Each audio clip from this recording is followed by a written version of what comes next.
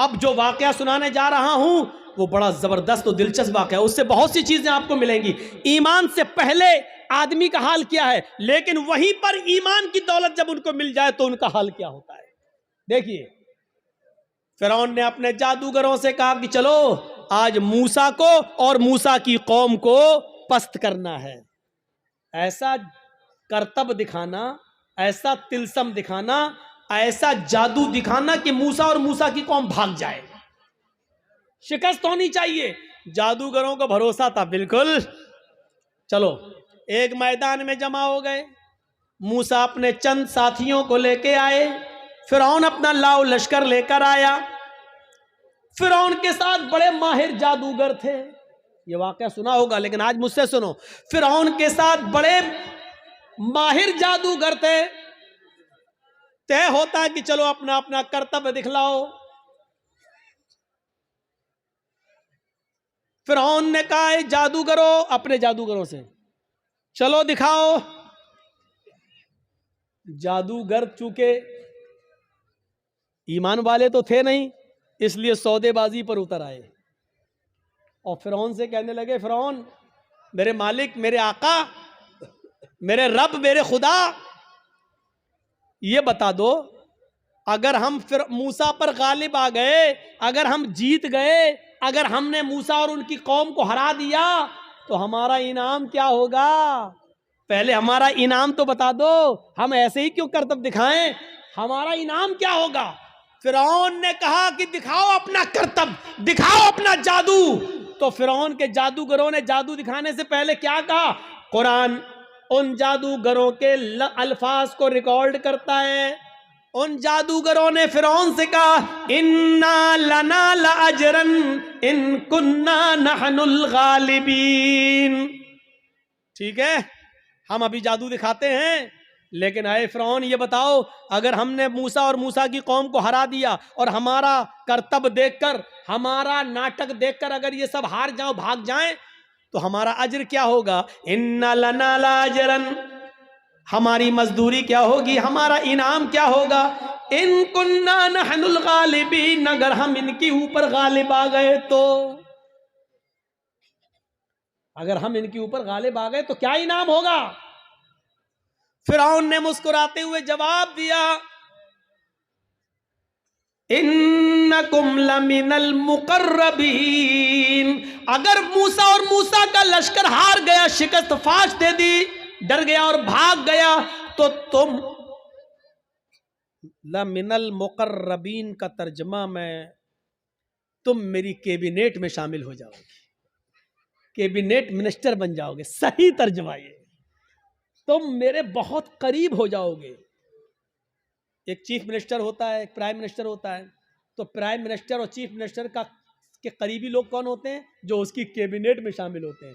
जो भी chief minister को करना होता है वो अपनी कैबिनेट से मशवरा करता है, प्राइम मिनिस्टर को जो करना होता है वो अपने कैबिनेट से मशवरा करता है। तो हम जो भी कुछ करेंगे तुम्हारे मशवरे से करेंगे, यानी तुम हमारे मुकर्रब हो जाओगे, हम तुम्हें अपनी कैबिनेट में शामिल कर लेंगे, बअल्फाज दीगर हम तुम्हें अपना वजीर बना देंगे, तुम्हें हम अपना मिनिस्टर बना लेंगे, वजीर बना लेंगे, तुम्हारा ये इनाम होगा। अब इतना सा लालच अगर किसी को मिल जाए तो ये तो बहुत बड़ी बात हो गई ना, बहुत बड़ी बात हो गई। आज भी अगर बीजेपी की तरफ से किसी मुसलमान को ये ऑफर मिल जाए तो वो भी बीजेपी पे चला जाता है। और देख लीजिए कितने लोग जा चुके हैं कि कैबिनेट में शामिल कर लिया जाएगा, बस हमारे लिए इतना ही काफी है। अब तो सब कुछ जायज हो गया, जो भी वो करेंगे वो सब ठीक है, वो सब ठीक है। अब तो झूठ को भी सच कहना पड़ेगा। जब उन जादूगरों ने सुना कि फिरौन कह रहा है कि इन्नकुम लमिनल मुकर्रबीन, तुम हमारे मुकर्रब हो जाओगे, हमारी कैबिनेट में शामिल हो जाओगे, हमारे मिनिस्टर बन जाओगे, इतना बड़ा इनाम का जब लालच उनको मिला तो वो फौरन तैयार हो गए। फिर उनके पास जो रस्सियां थी उन्होंने उन रस्सियों को फेंका, उन्होंने उन रस्सियों को डाला। उन्होंने जब उन रस्सियों को मूसा के सामने और मूसा की कौम के सामने फेंका तो वो रेंगते हुए सांप बन गए, रेंगते हुए सांप बन गए, सांप बनकर रेंगने लगे। हालांकि वो सांप नहीं थे, वो नजर बंदी थी, हमें दिखाई दे रहे हैं सांप की तरह रेंग रहे, लेकिन वो सांप नहीं थे। जैसे जादूगर हमारे मोहल्ले में आता है, मिट्टी उठाएगा, रखेगा, मुट्ठी बंद करेगा, छू मंतर जादू वो करके ऐसे घुमा के खोलेगा, रुपया बन जाएगा। हालांकि वो रुपया नहीं है, वो मिट्टी है, लेकिन हमें रुपया दिख रहा है। अगर जादूगर मिट्टी को रुपया बनाना जानता होता तो अपना जादू खत्म करने के बाद फिर कटोरा लेकर 1-1, 2-2 रुपए की भीख हमसे क्यों मांगता? वो कहता है कि ये कला है, ये मिट्टी को मैंने रुपया बनाया, ये सिर्फ हमारी हाथ की सफाई है, ये तुम्हें रुपया दिख रहा है लेकिन हकीकत में रुपया नहीं है। अगर रुपया होता तो फिर तो हम घर बैठ के ये तमाशा क्यों दिखाते तुम्हें, हम तो घर बैठ के मिट्टी का रुपया बनाते रहते। मूसा और मूसा की कौम को वो रेंगते हुए सांप दिखने लगे तो मूसा अलैहिस्सलाम डरने भी लगे, ऐसे हटने भी लगे। फौरन अल्लाह ताला ने फरमाया, मूसा डरो नहीं, ला तखफ या मूसा, अरे मूसा डरो नहीं, तुम्हारे पास जो लाठी है ना, जो डंडा है, इसको जमीन पर मारो, अन अलक़ि असाक, जमीन पर इस लाठी को मारो। मूसा अलैहिस्सलाम ने वो लाठी जमीन पे मार दी और जैसे ही जमीन पे लाठी मारी वो अजदहा बन गया। अजदहा बहुत बड़ा होता है, वो अजदहा बन गया और उसने अपना मुंह फाड़ा और अंदर को सांस ली, बाहर को नहीं, अंदर को, अंदर को। जब उसने अंदर को सांस ली तो वो जितने भी सांप जो रस्सियां बनी हुई थी वो सब उसके मुंह में घुसते चले गए, करके सबको खा गया। यहीं से मूसा फिरौन के जादूगरों की अकल ठिकाने आ गई। वो समझ गए हमने जो दिखाया वो नकली चीज थी, मूसा ने जो दिखाया वो ओरिजिनलिटी थी, वो असलियत थी। वो समझ गए कि अब हक के आगे मेरा बातिल नहीं चलेगा। यकदम वहीं से बदल गए, यहीं से चेंज हो गए। मूसा अलैहिस्सलाम ने डंडा जमीन पे मारा, वो अजदहा बन गया, अजदहा उनके सांपों को निकल गया। फिरौन के जादूगर समझ गए कि अब मेरी खैर नहीं, अगर मैंने कुछ और दिखाया तो हमारी आफत, हमारी बर्बादी, क्योंकि हमने जो दिखाया वो जादू था, मूसा ने जो दिखाया वो हकीकत है और जादू कभी हकीकत का मुकाबला नहीं कर सकता। फौरन वहीं के वहीं वो सारे जादूगर पलटे और चीख पड़े, आमन्ना बिर्रब्बे मूसा व हारून, हम मूसा और हारून के रब के ऊपर ईमान ले आए। चीखते हुए उन्होंने कहा, अब हमने फिरौन को छोड़ दिया, मैं मूसा और हारून के रब पर ईमान ले आया। उन्होंने ये नहीं कहा कि मैं अल्लाह पर ईमान लाया। जादूगरों ने क्या कहा, बिरब्बे मूसा व हारून, हारून और मूसा के रब पर ईमान लाया। अगर वो ये कहते हैं कि मैं तो अल्लाह पर ईमान लाया, तो लोगों का अल्लाह और लोगों का खुदा तो वही बना हुआ था फिरौन, इसलिए मूसा और हारून का रब नहीं था। मूसा और हारून अलैहिस्सलाम ने कभी फिरौन को अपना रब नहीं माना, मूसा और हारून ने अपना रब अल्लाह को माना था। इसलिए क्या कहा, आमन्ना बिरब्बि मूसा व हारून, मैं हारून और मूसा के रब पर ईमान ले आया, यानी मैं अल्लाह पर ईमान लाया। फिरौन तो शजदर रह गया, लाया था मूसा और उनको हराने के लिए और ये तो हम ही हार गए। ये सारे जादूगर पलट गए, ये सारे जादूगर उधर चले गए। अभी देखिए, जब तक जादू दिखा रहे थे तब तक वो काफिर थे, लेकिन जब मूसा ने अपना हुनर दिखलाया, मौजिजा दिखलाया, तो वो ईमान ले आए। अब ईमान लाने के बाद ताकत देखिए उनके अंदर वही मौजूद है, अभी हटे नहीं, अभी अपने घर नहीं गए। अब जब ईमान ले आए, जब कह दिया आमन्ना बिरब्बि मूसा व हारून, जब कह दिया कि हारून और मूसा के रब पर ईमान लाए, तब उनके ईमान लाने के बाद उनके अंदर ताकत क्या आई वो दिखाना चाहता हूं। एक मोमिन के अंदर ईमान जब आ जाए तो उसकी ताकत क्या होती है, वो चीज समझ लीजिए। जब वो ईमान लाए तो फिरौन ने कहा, ये क्या किया तुमने? तो उन्होंने जवाब दिया कि अल्लाह की तरफ से हक आ जाने के बाद और अपनी आंखों से हक देखने के बाद भी मैं तुम्हारी गुलामी करूं और तुमको अपना रब मानूं, तो हमसे बड़ा बदनसीब कोई नहीं होगा, हमसे बड़ा फिर पागल कोई नहीं होगा। हमने आज अपनी आंखों से हक देख लिया और सच्चाई देख ली और मूसा की का मौजिज़ा देख लिया है। मूसा ने जो दिखाया वो अल्लाह की तरफ से है, इसलिए अब हक आ जाने के बाद हम तुम्हारी गुलामी नहीं कर सकते, हम तुम्हें तरजीह नहीं दे सकते। फिरौन ने कहा तब जानते हो तुम्हारा अंजाम क्या होगा, जानते हो तुम्हारा अंजाम क्या होगा। उन्होंने कहा ए फिरौन, फिर हमारे अंजाम को भी बता दो कि क्या अंजाम होगा हमारा। फिरौन ने कहा ला उक़त्तिअन्ना अयदियकुम व अर्जुलकुम मिन खिलाफ थुम्मा ला उसल्लिबन्नकुम अजमईन। कुरान कह रहा आए मेरे जादूगरों, अगर तुमने मूसा और हारून के रब को छोड़कर मुझे रब न माना और तुम न पलटे तो हम तुम्हें क्या अजाब देंगे, क्या सजा देंगे तुम जानते हो। लउक़त्तिअन्ना अयदियकुम व अर्जुलकुम मिन खिलाफ, हम तुम्हारे हाथ कटवा देंगे, हम तुम्हारे पैर कटवा देंगे मुखालिफ सिमतों से, यानी दाहिना हाथ काटेंगे तो बायां पैर और बायां हाथ काटेंगे तो दायां पैर। अगर हमने दायां हाथ काटा तो बायां पैर कटवाएंगे और किसी का अगर हमने बायां हाथ काटा तो उसका दायां पैर कटवा देंगे।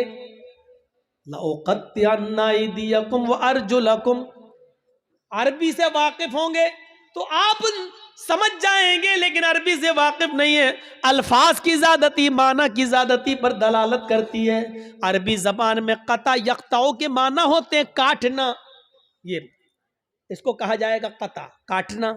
लेकिन इधर से काटा, इधर से काटा, इधर से काटा, ये काटा, ये काटा, इसको कहा जाता है क़त्ता युक़त्तिउ तक़ती, टुकड़े टुकड़े करना।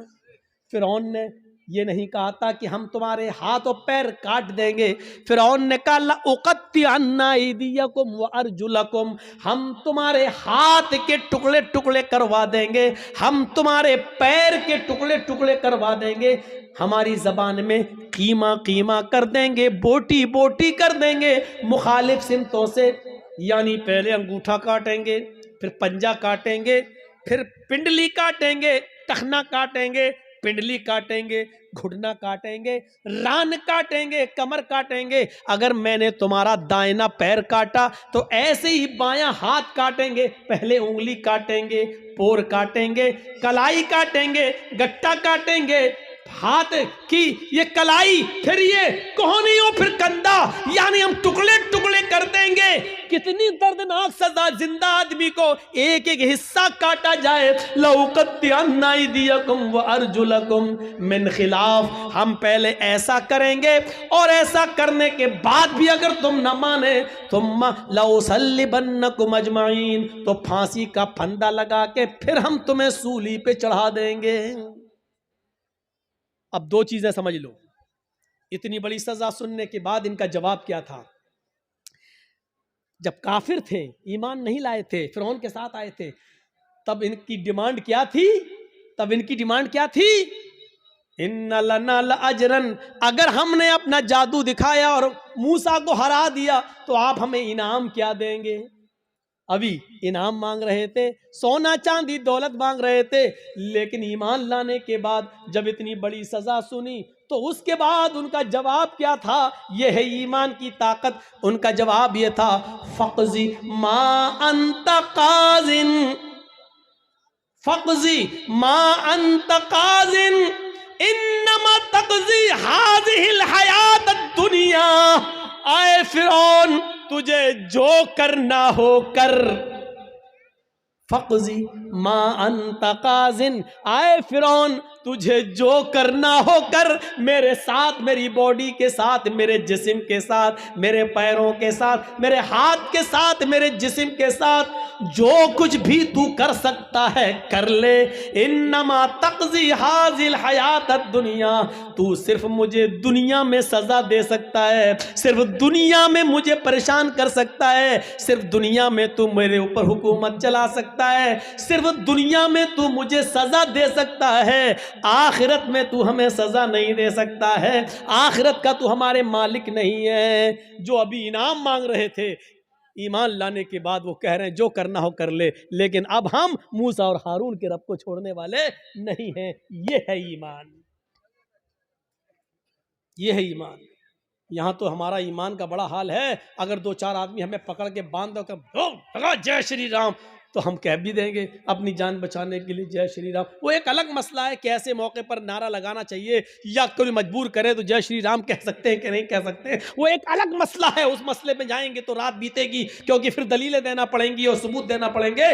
उस तरफ अभी हम नहीं जाना चाहते हैं मेरे भाइयों, ये एक अलग मसला है। लेकिन जरा सोचो कि आज हमारा ईमान क्या है और उनका ईमान क्या था। जो अभी इनाम मांग रहे थे वो अब कह रहे हैं कि सजा भी दे दो, लेकिन हम अब ईमान से फिरने वाले नहीं है। ये होता है ईमान, ये होता है ईमान। अरे हम ईमान के लिए और इस्लाम के लिए अपनी जान की कुर्बानियां क्या देंगे। हम तो अपने मुआशरे में और अपनी समाज में फैली हुई बुरी बिदअतों को भी छोड़ने के लिए तैयार नहीं हैं। हमारे बाप दादा जो करते आए हैं वही हम करेंगे, हमारे बाप दादा जो करते आए वही करेंगे। ये नए मुल्ला मौलवी जब से पैदा हो गए तब से ये नए नए मसले बताने लगे हैं। ये सूरत हाल आज हमारे दरमियान आ गई है, ये सूरत हाल आज हमारे दरमियान चली हुई है। कोई चीज हमारी मस्जिद में आज हो रही है, बंद हो जाती है, फिर दोबारा चालू हो जाती है। हम अपने बाप दादा की राइज करदा बिदअतों को हम खत्म नहीं कर पा रहे हैं। ईमान और इस्लाम के लिए हम अपनी जान क्या कुर्बान करेंगे, हम क्या छोड़ेंगे। हजरत हाजरा की तरह अपने शौहर को कौन औरत छोड़ने के लिए तैयार होगी, और कौन आदमी ऐसा होगा जो अपने बच्चे को इस्माइल की तरह छोड़कर चला जाए और फिर पलट कर भी ना देखे। हम भी जाते हैं तो एक उम्मीद होती है कि चलो बीवी सऊदीया जा रहे हैं, इस बच्चे ही के लिए तो जा रहे हैं, तुम्हारे लिए तो जा रहे हैं, लेकिन 1 साल के बाद आ जाएंगे, 2 साल के बाद आ जाएंगे। लेकिन वो भी घर में सारा इंतजाम करने के बाद आप जाते हैं और सऊदी जाने के बाद पैसे वगैरह भेजते रहते हैं। यहाँ तो कुछ नहीं है, अंधेरी रात में क्या होगा, सत्तू और पानी के अलावा कुछ नहीं है। वो भी 2 दिन के लिए बाद क्या होगा, मेरी बीवी क्या करेगी, मेरा बच्चा क्या करेगा। जरा तसव्वुर कीजिए इस पोजीशन में अपनी बीवी और बच्चे को छोड़ना। हम तो अपनी बिदअतों को कुर्बान नहीं कर पा रहे हैं, नहीं छोड़ पा रहे हैं। हमारे बाप दादा जो करते चले आ रहे हैं वो हम करते रहेंगे। वही बात लौट फिर के आती रहती है कि मौलाना साहब क्या किया जाए। मस्जिद में फर्ज नमाज के बाद इमाम के साथ दुआ मांगना कैसा है, कब्रिस्तान में दुआ करना कैसा है, किसी आदमी के मर जाने के बाद किसी मौलाना के साथ उसके घर पे जाकर भोज खाने के बाद दुआ करना उसकी मग़फ़िरत की, ये कैसा है। वही पुराने घिसे पिटे सवाल जो हम 15-20 साल से इन इलाकों में आके बोलते जा रहे हैं, वही सवाल, और आज तक हम उनको खत्म करने के लिए तैयार नहीं होते हैं। ये हमारी बेशर्मी का हाल है, ये हमारी बेशर्मी का हाल है। मेरे भाइयों, आज फिर एक बात को जहन में बिठा लो, दुआ करना गलत नहीं है। एक बात फिर जहन में रख लो, दुआ एक इबादत है, और इबादत वैसे की जाएगी जैसे जनाब मोहम्मद रसूलुल्लाह ने बताई है। इबादत मोहल्ले के सरदार के तरीके पर नहीं की जाएगी, इबादत मौलवी जर्जीज के तरीके पर नहीं की जाएगी, इबादत मस्जिद के इमाम के तरीके पर नहीं की जाएगी। मस्जिद का इमाम कुरान और हदीस बता सकता है, लेकिन मौलवी के तरीके पर इबादत नहीं की जाएगी। इस बात को आप हमेशा जहन में रखिए। दुआ मुख्खुल इबादा, दुआ इबादत का मग़ज़ है। दुआ के लिए आपको कोई मना नहीं करता है। दुआ जहां अल्लाह के रसूल ने हाथ उठाकर की है आप करिए, कोई मना नहीं करता है। दुआ जहां हाथ उठाकर नहीं की है वहां आप हाथ उठाकर करेंगे तो वहां हम मना करेंगे, इसलिए कि हाथ उठाना साबित नहीं है।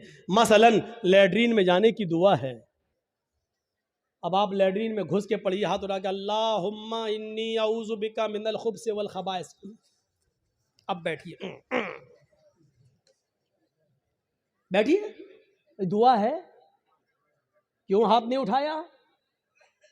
मैं पूछना चाहता हूं उन लोगों से जो मस्जिद में मजबूर करते हैं इमाम को कि हाथ उठाओ, और पब्लिक से कहते हैं हाथ उठाकर दुआ करो।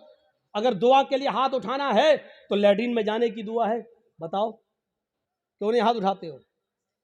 सब लैट्रीन में क्यों, अरे जब लैट्रीन में दुआ पढ़ सकते हो तो हाथ क्यों नहीं उठा सकते हो? जब लैट्रीन में अल्लाह का नाम ले सकते हो, अल्लाहुम्मा इन्नी औज़ु बिका, तो हाथ उठाने में क्या हर्ज है? क्यों नहीं उठाते हो? अब हमारी अकल कह रही है गंदी जगह पर हाथ कैसे उठाएं? अभी अकल ही तो कह रही है ना। तो मैं कह रहा हूं गंदी जगह पर फिर अल्लाह का नाम क्यों ले रहे हो? नहीं साहब, वो तो अल्लाह के नबी ने बताया है। तो अल्लाह के नबी ने बताया, तो यहां अल्लाह के नबी ने हाथ नहीं उठाया तो हम हाथ नहीं उठाएंगे। अच्छा, खाना खाओ, क्या दुआ है?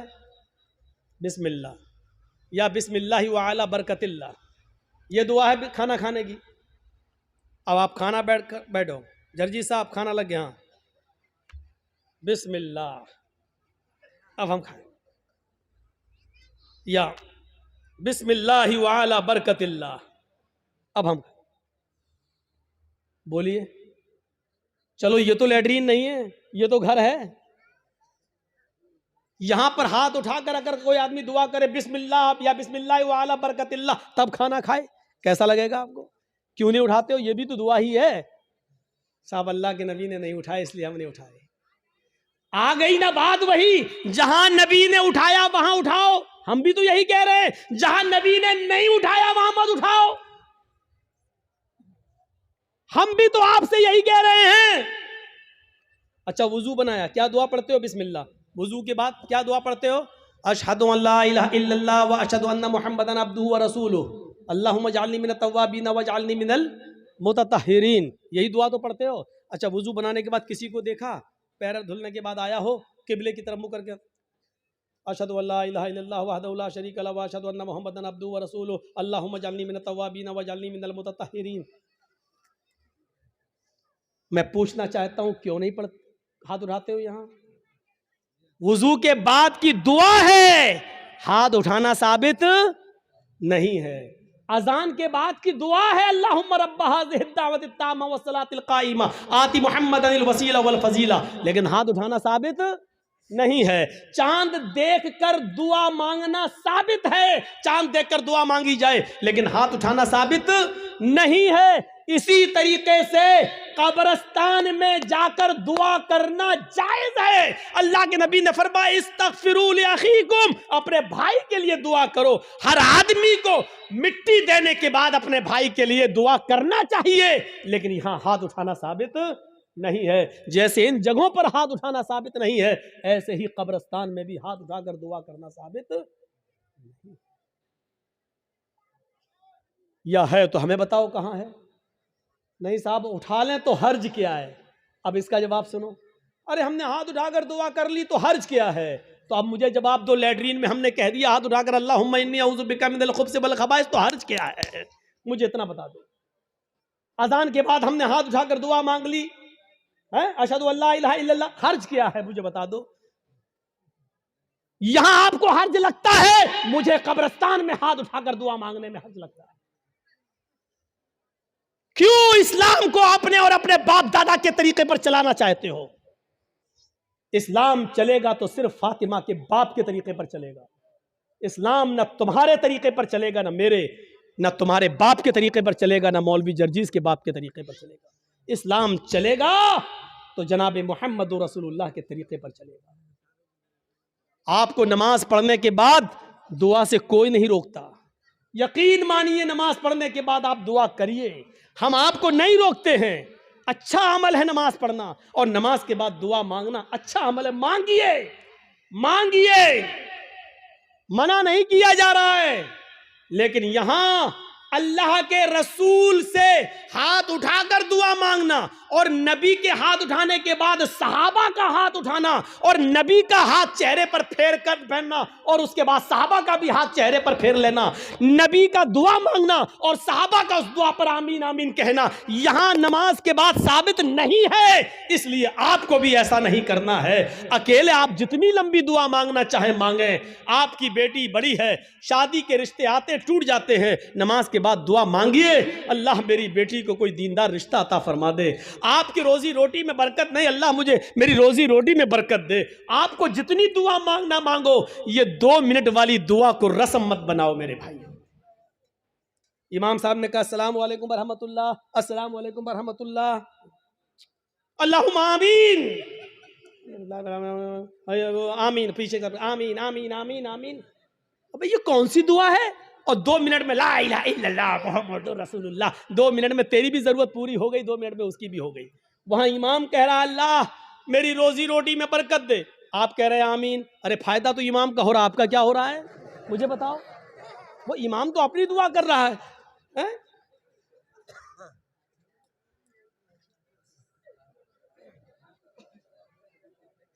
अब इमाम बेचारा कुंवारा है, शादी नहीं हुई है, इमाम कह रहा अल्लाह मुझे दीनदार लड़की अता फरमा, आप कह रहे हैं आमीन। फायदा तो इमाम का हो रहा, तुम्हारा क्या हो रहा है? अरे इमाम अपनी दुआ मांगे, तुम अपनी दुआ मांगो यार। इमाम की अपनी जरूरतें हैं, तुम्हारी अपनी जरूरतें हैं। इमाम का बेटा बीमार है, उसके पेट में दर्द है, वो कह रहा अल्लाह मेरे बेटे को शिफा अता फरमा। अरे तुम्हारे बाप को कैंसर है, तुम अपनी दुआ मांगो अल्लाह मेरे बाप को कैंसर है, अल्लाह मेरे बाप को शिफाए कामिला और आजिला अता फरमा। अरे इमाम के साथ साथ तेरे आमीन कहने से मखसूस दुआएं हो रही हैं। इमाम तेरे लिए दुआ नहीं कर रहा है, और तुम जो आमीन आमीन कह रहे हो उसमें तुम्हारे लिए दुआओं पे आमीन नहीं कही जा रही है। अरे तुम अपनी दुआ मांगो, इमाम की जरूरत 2 मिनट में पूरी हो रही है, तुम्हें कुछ ज्यादा मांगना तुम ज्यादा मांगो। ये क्या दुआ है कि जब इमाम की सारी जरूरतें पूरी हो रही हैं उसी वक्त तुम्हारी भी हो रही हैं। 2 मिनट में तुम्हारी भी दुआ हो गई, उसकी भी दुआ हो गई। अब हमने कुछ और मांगना था, लेकिन अब हम नहीं मांग पा रहे हैं क्योंकि इमाम ने हाथ फेर लिया, हमें भी फेरना पड़ रहा है? अब हमें कुछ और मांगना है। मेरी बीवी हमें कुछ समझती ही नहीं है, अब अल्लाह मेरी बीवी को मेरा फर्मा बरदार बना दे। अब इमाम तो हाथ फेर चुके हैं, अब कैसे दुआ मांगे? अब मांगना चाह रहे हैं लेकिन हाथ गिर भी नहीं रहे, लेकिन मजबूरी में फेरना पड़ रहा है। अब फेरना पड़ा, अब मुंह मुंह में कहना पड़ रहा अल्लाह मेरी बीवी को हिदायत दे। इसको आदत मत बनाइए मेरे भाई। दुआ को हम मना नहीं कर रहे हैं, नमाज के बाद भी दुआ को मना नहीं कर रहे हैं। दुआ को हम सिर्फ इसलिए मना कर रहे हैं कि सलाम फेरने के बाद आदमी आज़ाद हो गया है। वो अपनी दुआ मांगे, आप अपनी दुआ मांगिए। वो 2 मिनट मांगो, 5 मिनट मांगो, 10 मिनट मांगो, 15 मिनट मांगो, आधा घंटा मांगो।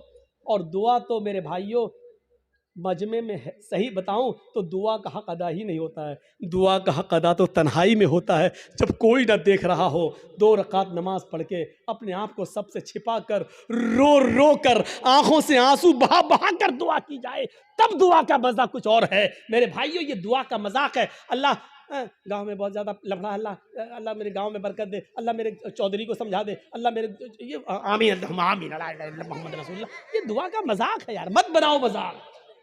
इतना मजाक दुआ का कभी नहीं बनाया गया जितना हम दुआ का मजाक बना रहे हैं। हाथ उठाकर भी मांग सकते हो, लेकिन अकेले तन्हा। कब्रिस्तान में दुआ मांगने का हुक्म है और हर शख्स को दुआ मांगना चाहिए, लेकिन वहां हाथ उठाना साबित नहीं है। वहां सिर्फ हुक्म यह इस्तगफिरू लिअखीकुम, अपने भाई के लिए दुआ करो, सिर्फ दुआ है। अगर हाथ उठाना होता तो अल्लाह के नबी कहते अपने भाई के लिए दोनों हाथ उठाकर दुआ करो। और यह आता कि अल्लाह के रसूल ने फला फला के दफनाने के बाद आपने दोनों हाथ उठाकर दुआ की है, आता हदीस में, लेकिन हदीस की किसी किताब में नहीं आया अल्लाह के रसूल ने किसी भी सहाबी को दफन करने के बाद अपने हाथों को उठाकर दुआ की हो, कहीं नहीं आता है। हाँ ये आया कि अल्लाह के रसूल ने कब्र में सहाबी को दफन करने के बाद सहाबा से फरमाया इस्तगफिरू लिअखीकुम, अपने भाई के लिए दुआ करो। आप चाहते तो कह सकते थे मैं दुआ कर रहा हूं, आप लोग आमीन आमीन बोलो। अल्लाह जिसका इंतकाल हुआ उसके रूह को आला इल्लीन के अंदर जगह अता फरमा, अल्लाह उसके पसमानदगान को सब्र जमील अता फरमा। आप चाहते तो कब्रिस्तान में सब दुआ कर सकते थे, लेकिन आपने न की ऐसे और न लोगों ने आमीन कहा, बल्कि आपने सबको हुक्म दिया कि तुम अपने भाई के लिए दुआ करो। यानी तुम अपनी दुआ करो, हम अपनी दुआ कर रहे हैं। दुआ सब करें लेकिन अलग अलग करें, और हाथ उठाना यहां साबित नहीं है, इसलिए हाथ ना उठाया जाए। सीधी सी बात है। अब फिर हुक्म यह है कि आप किसी भी मैयत के लिए कभी भी किसी भी वक्त दुआ कर सकते हैं, लेकिन चंद लोगों को इकट्ठा करके मैयत के घर जाकर उसको सब्र की तलकीन करने के बाद, भोज वोज खाने के बाद या दुआ करने के बाद भोज खिलाया जाता है। मुझे नहीं मालूम आपके यहाँ क्या होता है। और वहां घर पे जाने के बाद फिर इमाम साहब दुआ करते हैं और उस घर के सब लोग आमीन आमीन कहते हैं। मेरे भाइयों बिदात है, बिदात है, बिदात है। इस बुरी रस्म को बंद करिए, इस नौटंकी को बंद कीजिए। मैं इसको नौटंकी कहता हूं। इस नौटंकी को बंद कीजिए, दुआ आप कीजिए। अरे बीवी, अगर शौहर मर गया है तो बीवी शौहर के लिए दुआ करे, बाप मर गया तो बेटा शौहर अपने बाप के लिए दुआ करे। अरे सदका जारिया सबसे बेहतर यही है कि बेटा अपने बाप को अपनी दुआओं में याद रखे, कुछ दुआएं अपने लिए मांगे, फिर कहे अल्लाह मेरे वालिद को की कब्र को नूर से भर दे, अल्लाह मेरे वालिद की मग़फ़िरत फरमा, अल्लाह मेरे माँ बाप के गुनाह को की बख्शिश फरमा, अल्लाह उनकी लग़्ज़िशों को माफ़ फरमा दे, अल्लाह तो उनको जन्नतुल फिरदौस में जगह अता फरमा। ये है दुआ। बीवी शौहर के लिए दुआ करे, बेटा बाप के लिए करे, बाप बेटे के लिए करे, भाई बहन के लिए करे, बहन भाई के लिए करे। किसने मना किया है? आप जा रहे हैं कब्रिस्तान, जाइए, रोज जाकर दुआ करिए, कौन मना कर रहा है? हफ्ते में एक दिन जाकर दुआ कीजिए, कौन मना कर रहा है? महीने में एक दिन जाइए और अपने बाप के लिए हाथ उठाकर नहीं, हाथ छोड़कर कब्र पर खड़े होकर कब्र के पास दुआ मांगी, कौन रोकता है? नहीं। लेकिन आप पूरे साल ना जाएं, सिर्फ ईद के दिन ईद की नमाज पढ़ने के बाद कब्र पे जाकर दुआ मांगे और इसको मामूल बना लें, यह गलत है। आप किसी दिन को मुतय्यन करके दुआ करेंगे तो वही चीज बिदअत हो जाती है। आप आज मांग लीजिए, कल मांगिए, 2-4 दिन बाद मांग लीजिए, मुतय्यन मत करिए, रोज दुआ मांगिए कब्र पे जाके, कोई मना नहीं करता है। और कब्र पे जाके दुआ इसलिए मांगने जाइए आप कि वहां जाएंगे तो आपको अपनी मौत याद आएगी, वरना दुआ मांगने के लिए कब्र पे जाना जरूरी नहीं है। दुआ के लिए आप अपने घर से भी दुआ कर सकते हैं। मेरे भाइयों, मेरे बाप इटावा में हैं और मेरे पास फ़ोन आ जाए और वो बीमार, मैं इस जलसे में भी दुआ कर सकता हूँ। आपके डिस्ट्रिक्ट मालदा में रहकर क्या मेरे लिए दुआ करो। आप आपसे भी कह सकते हैं कि मेरे वालिद के लिए दुआ करो कि अल्लाह ताला में जर्जी साहब के वालिद को शिफाए कामला और आजला अता फरमाए। कोई बुराई की बात नहीं है। दुआ के लिए किसी के घर जाकर ही दुआ की जाए या कब्रिस्तान जाकर दुआ की जाए, ये जरूरी नहीं है। लेकिन अगर आप जाएंगे तो आपको अपनी मौत भी याद आएगी कि एक दिन हमको भी इस जगह आना है, इसलिए आप अगर जाते हैं तो ठीक है। इसी तरीके से मेरे भाइयों याद रखिएगा, कोई भी काम हो अगर शरीयत की रोशनी में ठीक है तो करेगा। बहुत से लोग क्या करते हैं, बेटे का खतना हो रहा है, खाना दावत कहते हैं, साहब हाँ आज दावत है आपकी। किस बात की दावत? बच्चे का खतना करा रहे हैं। याद रखना, इस्लाम के अंदर सिर्फ 2 ही खाने को जायज करार दिया और उसका हुक्म है, एक वलीमा, शादी के बाद बीवी जब घर पे आए तो उस बीवी के साथ एक रात गुजारने के बाद दूसरे दिन वलीमा करना। बहुत से लोग ये कहते हैं कि बीवी के साथ जब तक मुजामियत या हमबिस्तरी न कर ली जाए वलीमा नहीं। बीवी आ गई, रात आप उसके साथ बैठ गए, 2-4 गुफ्तगू हो गई, बातें हो गई, बस हो गया। उसके बाद सुबह होकर आप वलीमा कर सकते हैं, जायज़ है आपके लिए। अगर सोहबत और हमबिस्तरी हो जाए तो और अच्छी बात है, ठीक है। उसके बाद दुआ करिए और वलीमा करिए, ठीक। एक तो वलीमा सुन्नत है। दूसरी बात सुन लीजिए, लड़की वाले के यहाँ खाने का कोई सबूत नहीं है। जिसको चोर और डाकू बन के जाना हो वो जाए। लड़की वाले को न खिलाने का हुक्म है, ना लड़की वाले के यहाँ जबरदस्ती बैठकर खाने का हुक्म है, ना शरीयत ने लड़की वाले को खिलाने का मुकल्लफ बनाया है, वलीमे को सुन्नत कहा है। एक सहाबी अल्लाह के नबी के पास आए, आपने देखा उनके कपड़ों पर कुछ पीलापन है, जाफरान लगी हुई है, खुशबू आ रही है। आपने कहा ये क्या? कहा अल्लाह के नबी शादी कर ले। अच्छा, सैयबा से या बाकिरा से, कुंवारी या शादीशुदा थी, तलाकशुदा? कहा अल्लाह के नबी बाकिरा तो नहीं है, कुंवारी, लेकिन हाँ एक बेवा से शादी की जिसका शौहर इंतकाल हो चुका। ऐसा क्यों किया? कुंवारी से शादी करते। कहा अल्लाह के नबी मेरे माँ बाप का इंतकाल हो चुका है और वो इस दुनिया में नहीं है, मेरी छोटी छोटी बहनें हैं, मेरी छोटी छोटी बहनें हैं, मैंने सोचा कि एक ऐसी औरत से निकाह करूं जिसको बच्चे पालने की महारत हो, तजर्बा हो, ताकि वो मेरी बहनों की अच्छी तरबियत कर सके। इस मकसद से मैंने शादी की। आपने कहा अच्छा कोई बात नहीं, वलीमा किया? कहा नहीं। आपने कहा वलीमा करो, देखिए हुक्म है, औलिम वलो बिशातिन, वलीमा करो। अगर ज़्यादा ताकत नहीं तो एक बकरी ही का करो, लेकिन करो। वलीमा करने से लोगों को पता चल जाएगा कि इसकी शादी हुई है, ये लोग नाजायज़ तरीके से नहीं रह रहे हैं, जायज़ तरीके से रह रहे हैं। वलीमे का हुक्म है, वलीमा करना चाहिए। एक ये खाना, उसका हुक्म मौजूद है। और दूसरा अकीका। अकीके की दो शक्लें होती हैं। दो शक्लें ये हैं कि 7वें दिन जब आप बच्चे का अकीका करें तो मोहल्ले के लोगों को आप बुलाकर अपने घर खिला भी सकते हैं, लेकिन मोहल्ले वालों को बुलाने के साथ साथ गरीबों का ख्याल रखा जाए। ऐसा ना हो कि सिर्फ अमीर आए और गरीबों को नज़रअंदाज कर दिया जाए, क्योंकि गरीबों का हक ज़्यादा है इसमें। गरीब और मिस्कीन ढूंढे जाएं, कौन है ज़रूरतमंद, उनकी दावत दी जाए। एक तो ये तरीका है। और दूसरा तरीका अकीके का ये है कि अगर आप सबको बुलाकर अपने घर नहीं खिलाना चाहते हैं तो अगर लड़की है तो 1 बकरी, लड़का है तो 2 जानवर ज़िबा करके उसका गोश्त गरीबों, मिस्कीनों में और मोहल्ले के लोगों में तकसीम कर दिया जाए, तब भी आपका अकीका हो जाएगा। अपने घर खिला भी सकते हैं। ये एक अकीका। अकीके के अलावा, वलीमे के अलावा और कोई खाने का हुक्म और सबूत नहीं है हदीस के अंदर।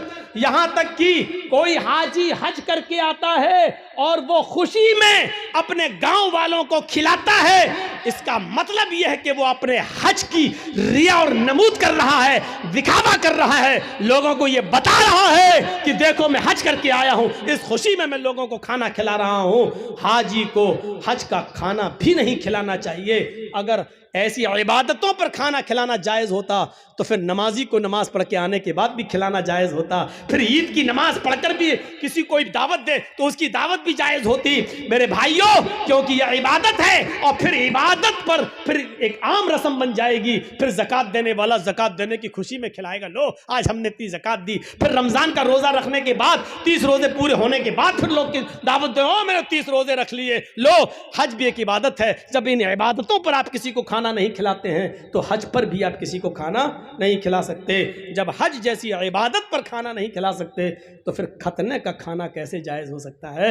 मेरे प्यारे साथियों, खतने का खाना जायज़ नहीं है, ना खतने की दावत जायज़ है। हाँ, अगर अकीके वाले दिन ही आप बच्चे का खतना कर रहे हैं तो लोगों को अकीके की दावत दीजिए, खतने की दावत मत दीजिए। और ये कहिए कि हमारे यहाँ अकीका हो रहा है, अकीके का खाना खाइए। और मैं खतने का नहीं, खतने की अगर कोई दावत देता है तो आप उस दावत को रिजेक्ट करिए और उस खतने की दावत में आप मत जाइए, क्योंकि खतने की दावत में शिरकत करना जायज़ नहीं है। मेरे प्यारे साथियों, एक मोमिन हम आपको नहीं कह रहे हैं,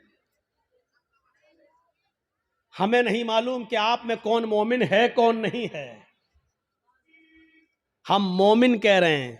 ईमान की इतनी देर तक जो हमने बहस की है और बताया है, उस रोशनी में मोमिन, जो मोमिन होगा वो उसी तरीके से किसी से डरेगा नहीं। उसके साथ आप चाहे कुछ कर डालिए, वो डरेगा नहीं, क्योंकि वो जानता है कि मैं अकेले नहीं हूं, ईमान की ताकत है मेरे साथ, अल्लाह है मेरे साथ। जिसके अंदर जितना होगा ईमान, वो उतना ही निडर होगा, लोगों से नहीं डरेगा, सिर्फ अल्लाह से डरेगा। क्योंकि एक पुलिस वाला अकेले जब नहीं डरता, ऐसे ही एक अकेला सच्चा मोमिन भी किसी से नहीं डरता, क्योंकि वो जानता है कि मेरे पास ईमान की ताकत है। और उसकी मिसाल दूं आपको, जंगे बद्र हो रही है, बद्र का मैदान गर्म है, सहाबा की तादाद है सिर्फ 313 और इसके मध्य मुकाबिल जो लश्कर है वो है 1000 से ज्यादा। आपको यह भी बता दूं कि उन 1000 लश्कर के पास, काफिरों के पास तीर भी हैं, तलवारें भी हैं, ढाल भी है, नेजा भी है, घोड़े भी हैं। वो सब नौजवान हैं, हट्टे खट्टे तंदुरुस्त हैं और सारी चीजें आलाते हर्ब, जंग का हर सामान है उनके पास। और उनके मुकाबले में कितने हैं? 313। और ये 313 कौन है? जवान, बूढ़े और कुछ बच्चे जब मिलाए गए और इनकी गिनती तब जाकर होती है 313। और इन 313 लोगों के पास, इन 313 सहाबा के पास सिर्फ 2 घोड़े हैं। आलाते हर्ब का हाल यह है कि किसी के पास तीर है लेकिन छोड़ने के लिए कमान नहीं है। किसी के पास कमान है लेकिन छोड़ने के लिए तीर नहीं है,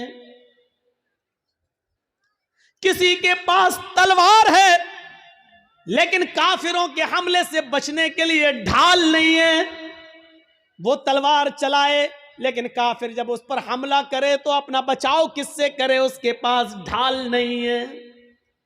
अगर किसी के पास ढाल है तो चलाने के लिए तलवार नहीं है। फिर भी जंग है, लड़ रहे हैं। जरा आपने गौर किया है, ये कोई मुकाबला था कि एक तरफ 1000 से ज्यादा और एक तरफ 313, एक सहाबी के ऊपर 3 से ज्यादा लोग,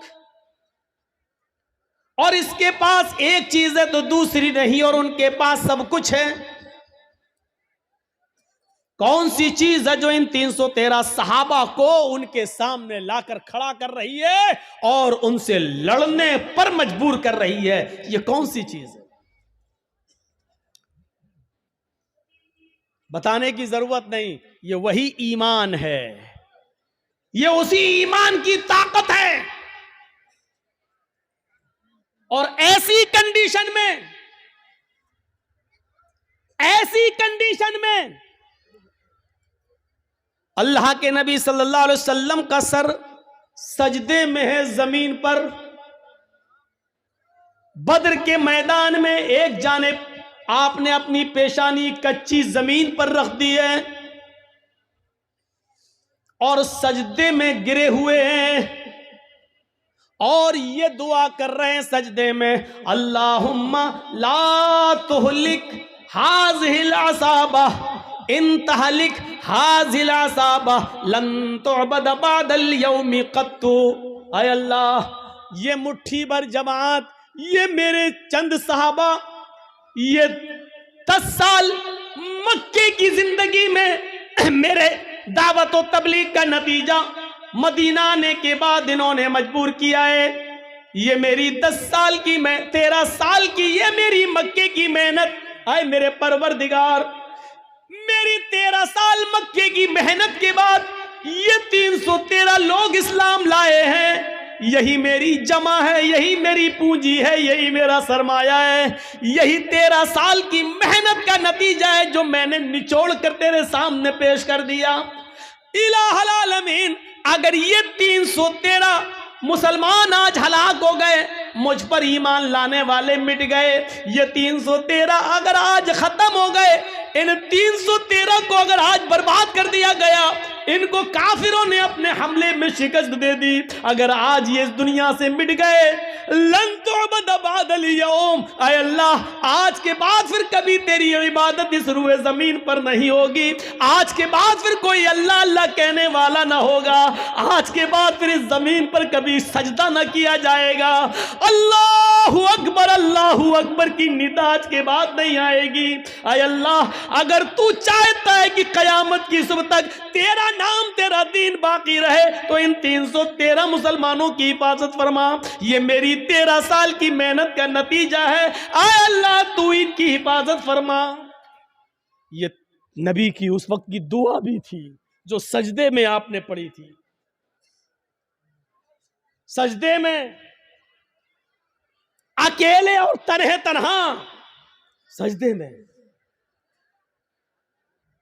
हम भी दुआ करते हैं, कुछ नहीं होता। या रब्बी या रब्बी या रब्बी, अल्लाह मुझे ये दे, मुझे ये दे, मुझे ये दे। ऊपर से आवाज आती है, मेरे बंदे मैं तुझे क्या दूं? मांग तो तू ये रहा है, लेकिन दूं तो कैसे दूं? मतअमुहु हराम, जो खाना खाकर आया है वो हराम है। वह मशरबु हराम, जो पीकर आया है वो भी हराम का है। वह मलबसहु हराम, जो कपड़ा पहन के आया है वो भी हराम की कमाई का है।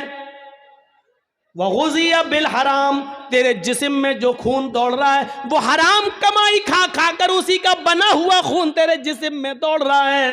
फअन्ना युस्तजाबु लिज़ालिक, ओ मेरे बंदे मैं तेरी दुआ सुनूं तो कहां से सुनूं? तू पूरा का पूरा नापाक है, खाना तेरा नापाक, कपड़ा नापाक, पानी नापाक, बदन में जो खून दौड़ रहा है वो नजिस और नापाक। आए मेरे बंदे मैं तेरी दुआ सुनूं तो कहां से सुनूं? अल्लाह सुनता नहीं है, ऐसे सुन लेगा अल्लाह?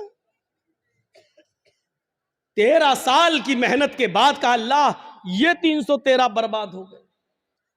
तो कभी इस रुए जमीन पर तेरी इबादत नहीं होगी, अल्लाह अल्लाह कोई नहीं कहेगा।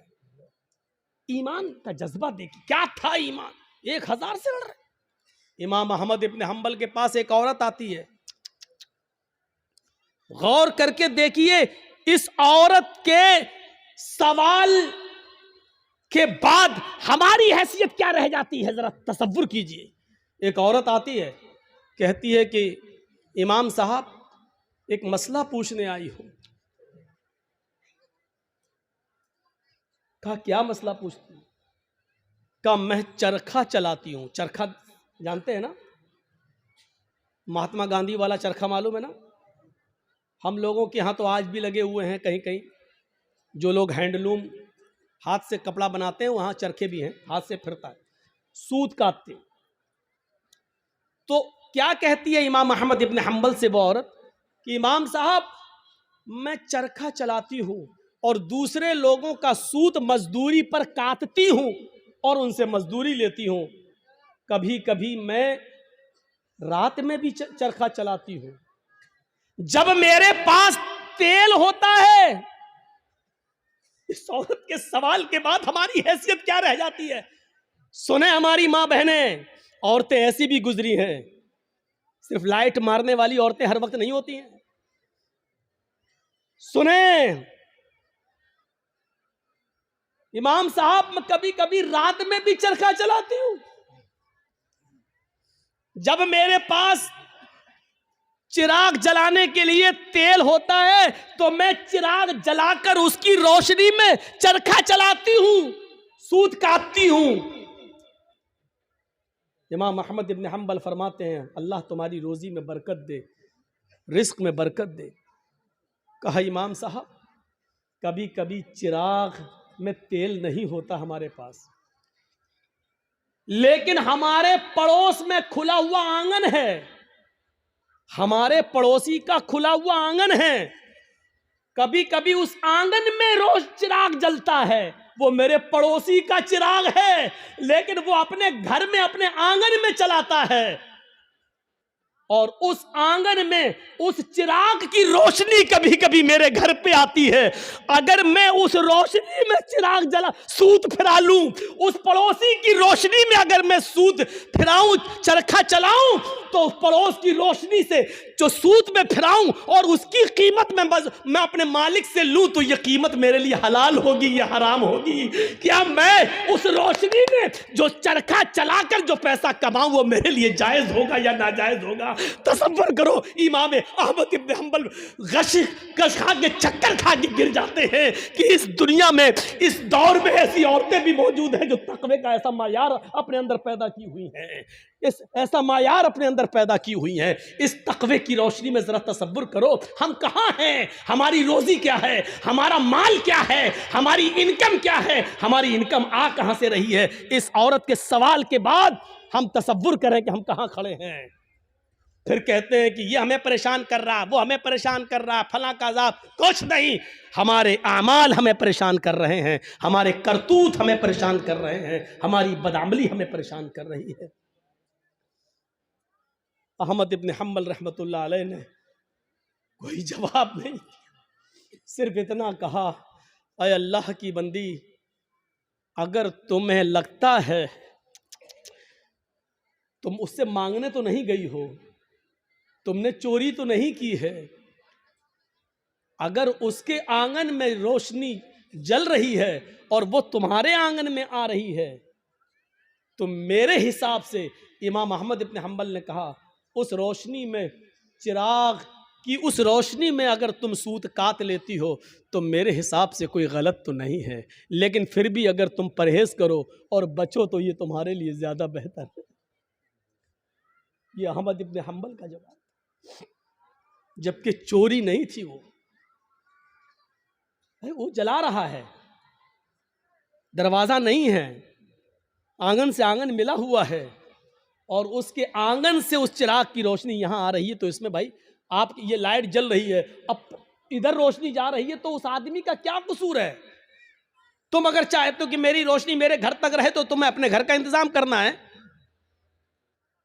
लेकिन अगर आपके घर की रोशनी और आपके बल्ब की रोशनी मेरे घर आ रही है और आप ये कहें कि अपना मेरी रोशनी तेरे घर क्यों आ रही है, हट अपना घर तोड़, तो आप गलत है ना। जरा तसव्वुर करो, अहमद इब्न हम्बल ने जब वो औरत जाने लगी, वो बूढ़ी औरत, तो अहमद इब्न हम्बल रहमहुल्लाह ने लोगों से पूछा कि ये जिस बाप की बेटी है, इसका बाप कोई मामूली शख्स नहीं होगा, ज़रूर किसी अच्छे और नेक बाप की तरबियत होगी जिसने ऐसी नेक बेटी पैदा की है। ज़रा तसव्वुर करिए,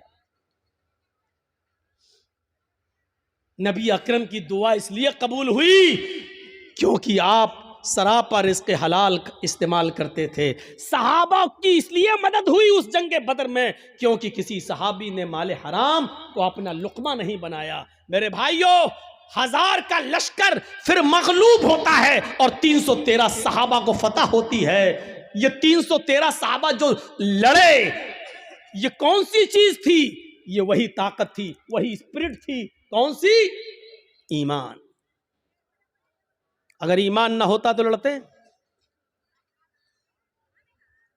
कुछ ना कुछ देर के लिए भी मानना पड़ेगा कि इस लड़की ने जो जज्बात में आके नारा लगाया था कर्नाटक में, इसके अंदर भी कुछ ईमानी हरारत थी, तभी तो ये अल्लाह अकबर का लफ्ज निकला है। इसका इनकार नहीं किया जा सकता। और बाद में पता चला कि उस बच्ची का बाप आलिम है, वो एक मौलाना की बच्ची है, तो जाहिर बात है कि तरबियत तो अच्छी रही होगी। वरना आजकल सियासी लीडरों की लड़कियां कहाँ नारा लगाएंगे अल्लाह अकबर? वो तो वक्त के धारे में बहते हैं, वो तो हिंदू लोगों का वोट लेने के लिए मंदिर में टीका भी लगवा लेंगे, वो तो मूर्ति के सामने भी खड़े हो जाएंगे क्योंकि हमें इनका वोट चाहिए। तो तरबियत का भी फर्क होता है। हम अपनी औलाद को कौन सी तरबियत दे रहे हैं, कैसी तरबियत होनी चाहिए, इस पर हमें गौर करना चाहिए। जंगे खंदक के बारे में कभी सोचा आपने? जंगे खंदक में कितने मुसलमान थे? आपसे अगर सवाल करें तो शायद बहुत कम लोगों को मालूम हो। सिर्फ 3000 सहाबा, 3000, और इन 3000 सहाबा का मुकाबला कितने काफिरों से था, कितने यहूदियों से था? 10,000 का लश्कर। कोई तकाबुल है? कोई मुकाबला है? एक तरफ 3000, एक तरफ 10,000, वो हथियारों से लैस, ये बेचारे फुल हथियार नहीं। इन 3000 सहाबा को जंगे खंदक पर काफिरों से लड़ने के लिए अपनी रजामंदी का इजहार जो इन्होंने किया, ये 3000 सहाबा के दिल में जो 10,000 का खौफ नहीं था, वो खौफ निकालने वाली ताकत क्या थी? अगर आपसे सवाल करें तो मेरी इतनी तकरीर के बाद जो 1 घंटे से ज्यादा बोलते हुए मुझे हो गया, आप इस नतीजे पर पहुंच गए होंगे कि 3000 सहाबा जो 10,000 के मुकाबले में खड़े हुए हैं और लड़ रहे हैं, ये सिर्फ ईमान की ताकत थी। वो 10,000 से नहीं डर रहे हैं, वो सिर्फ ईमान की ताकत है। उनके दिलों में अगर डर है तो सिर्फ एक अल्लाह का डर है, वो किसी का खौफ उनके दिलों में मौजूद नहीं है। और जीते, उनको फतह हुई, उनको कामयाबी मिली। हम ये सारी चीजें भूल जाते हैं, हमें इस बात का एहसास नहीं होता है। तो भैया जल्दी निकल जाओ, बताओ ये कहाँ जा रहा होगा? इसकी तो शादी भी नहीं हुई है, कहाँ भाग रहा है?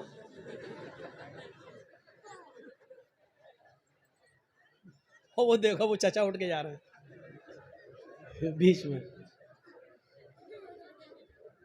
बीच में जब कोई उठता है तो मुझे पता नहीं क्यों इतना डर लगता है। एक बार हैदराबाद में प्रोग्राम कर रहा था ना, तो बीच में एक आदमी उठ गया, तो मुझे पता नहीं उठा, पेशाब पेशाब करता सीधे आया, मेरा माइक पकड़ के और माइक वाइक फेंक दिया उठा के, और फिर उसके बाद अंडे चले, टमाटर चले, जूते चले, चप्पल चली। तो उस दिन से एक दहशत तो होती है ना, फिर बीच में उठ रहा कि फिर कोई खड़ा ना हो जाए। तो वो उस दिन से ये है बस भाई, जिसको उठना हुआ करे वो पीछे बैठा करे, जब चाहे तब निकल जाए। जो आदमी आगे बैठते हैं उनको मालूम है ना उनको कितनी बार पेशाब आता है, ज्यादा आता तो पीछे बैठो। और मेरी तकरीर हो रही है, पता नहीं पेशाब क्यों नहीं रोक पाते हैं आप लोग। लोग तो दिल की धड़कनें रोक लेते हैं। एक बार डॉक्टर के पास गया, डॉक्टर मेरा, हमने कहा डॉक्टर साहब जरा वो देख लीजिए मेरा पल्स। बोला नहीं नहीं नहीं तुम्हारा तो हाई होगा। हमने कहा अरे देख लीजिए डॉक्टर साहब, उसके बाद दवा। लेकिन आप, मैं मान नहीं सकता, हमें वो थर्मामीटर लगाने की जरूरत ही नहीं है, आपका पल्स देखना ही नहीं है, आपका वो क्या बोलते हैं उसको, बीपी, वो आपका हाई होगा, वो कुछ बड़ा ही होगा, नीचे नहीं हो सकता है। मैंने कहा डॉक्टर साहब सुन पड़ रहे हैं, हाथ पैर जरा कपकपी सी हो रही है। कहता कि जब आपकी तकलीफ सुन के हम लोगों के लेवल हाई हो जाते हैं, हम लोगों का बीपी हाई हो जाता है, तो आपका कैसे लो हो सकता है। उसने चेक नहीं किया, अल्लाह की कसम चेक नहीं किया, ऐसी दवा दी। बोला आपका नहीं करेंगे, हमें कसम है हम भी नहीं करेंगे आपका, और नहीं किया। पता नहीं, वो देखो बेचारे, देखो अब क्या करेंगे घर जाकर। अच्छा जितना बोलते हैं उतना और लोग उठते हैं। थोड़ी देर बैठ जाओ भाई, थोड़ी देर बैठ जाओ। अब उनको क्या बोले हम।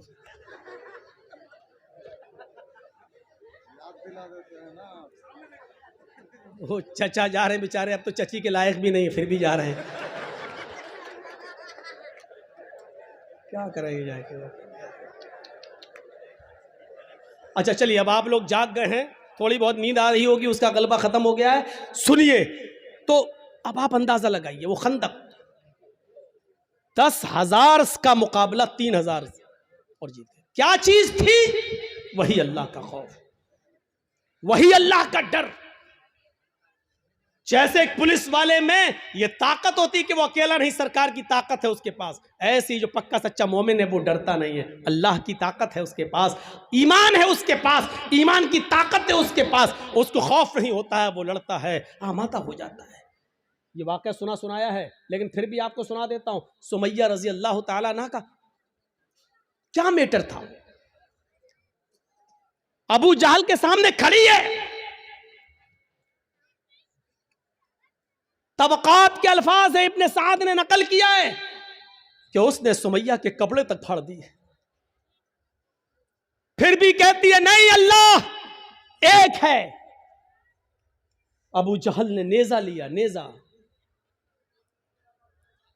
तबकात के अल्फाज, वो नेजा उसकी शर्मगाह में दाखिल कर दिया। सुनना बहुत आसान है, लेकिन एक हल्की सी खरोंच हम बर्दाश्त नहीं कर सकते हैं, उसकी तो शर्मगाह में नेजा, इधर से डाला उस तरफ निकाल दिया, और हाथ पीछे से बंधे हो, वो नेजा पकड़ के निकाल भी नहीं सकती हो। और ऐसी कंडीशन में भी देखिए ईमान की ताकत क्या, वो ये नहीं कह रही अल्लाह मेरी हिफाजत फरमा, अल्लाह मुझे बचा ले इस दुश्मन से, ये नहीं कह रही है। उसकी जबान से जो जुमले निकलते हैं वो जुमले ये, या रब्बी सब्बित कदमी अला दीनिक, ऐ अल्लाह इसकी दी हुई सजाओं पर मेरे कदमों को साबित रखना, मेरे ईमान पर, कहीं इसकी सजाएं मुझसे मेरा ईमान न छीन ले। जान जा रही जाए, रूह निकलती निकल जाए, लेकिन ईमान, मेरी आखिरी हालत में ईमान न निकल जाए। कहीं ऐसा ना हो कि इसकी दी हुई तकलीफें मैं झुक जाऊं और इसकी बात मान लूं और ईमान से हाथ धो बैठूं, ऐसा ना हो कहीं। सब्बित कदमी अला दीनिक, ऐ अल्लाह अपने दीन पर, अपने इस ईमान पर मेरे दिल को साबित कदम रखना, मेरे कदम को साबित रखना, मैं बहकने ना पाऊं, ईमान मुझसे न छीन लिया जाए। ये दुआ उसके मुंह से निकलती है। हम लोग तो जलसा खत्म होने के बाद कहते हैं अल्लाह जब तक जिंदा रखना ईमान पर, इस्लाम पे रखना, और जब खात्मा हो तो ईमान पर हमारा खात्मा फरमाना। हो गई तकरीर खत्म, जाओ। अब 1 साल के बाद जब जर्जी साहब आएंगे तब तक आप इस्लाम पे अमल करेंगे, कोई मर गया तो वो ईमान पर उसका खात्मा हुआ है। हमने सब कुछ दुआओं को ही समझ लिया है। सहाबा किराम सब कुछ करने के बाद दुआ करते थे। अल्लाह के रसूल पहले अल्लाह पर भरोसा किए, 313 लोगों को निकाल के लाए। 313 सहाबा ने अपनी जिंदगी अपनी हथेली पर रख ली, सर पे कफन बांध लिया कि अब घर लौट के नहीं जाना है। 1000 का लश्कर सामने, अब अल्लाह के नबी दुआ कर रहे हैं कि अल्लाह अगर ये 313 मिट गए तो कभी जिंदगी में तेरा नाम लेने वाला कोई नहीं होगा। अब ये तू सोच ले, ऐ मेरे परवरदिगार, इनको जिंदा रखना है या नहीं। अगर तुझे अपनी इबादत बाकी रखना है तो हमारी हिफाजत फरमा, अगर अपनी इबादत बाकी नहीं रखना है तो हम मरते हैं मर जाएं, कोई परवाह नहीं। मेरे भाइयों तसव्वुर करो हमने क्या किया अपने आप को। बस हराम खाते जा रहे हैं कि अल्लाह हमें हराम खाने से बचा ले। सारी बुराइयां, हम शराब पीते जा रहे हैं, फिर कह अल्लाह हमें शराब की लत लग गई, अल्लाह हमें शराब से बचा ले। अल्लाह के बंदे पहले सब कुछ छोड़ फिर दुआ कर। अल्लाह के बंदे पहले हराम छोड़ और हलाल खा और उसके बाद दुआ कर के अल्लाह मुझे अब जो हलाल खाया है इसी पर कायम रखना। अल्लाह हराम का लुकमा मेरे हलक के नीचे ना उतरने पाए। अब दुआ करो, हराम खाते जाओ और दुआ करो अल्लाह हराम से बचा ले। शराब पीते रहो और दुआ करो अल्लाह शराब से बचा ले। बेपर्दगी के साथ हमारी माँ बहन बेटियां निकलती रहो और दुआ करे अल्लाह हमें पर्दा करने की तौफीक अता फरमा। जिंदगी में नहीं मिलेगी ऐसी तौफीक। इन्नल्लाह ला युगय्यिरु मा बिकौमिन हत्ता युगय्यिरु मा बिअनफुसिहिम।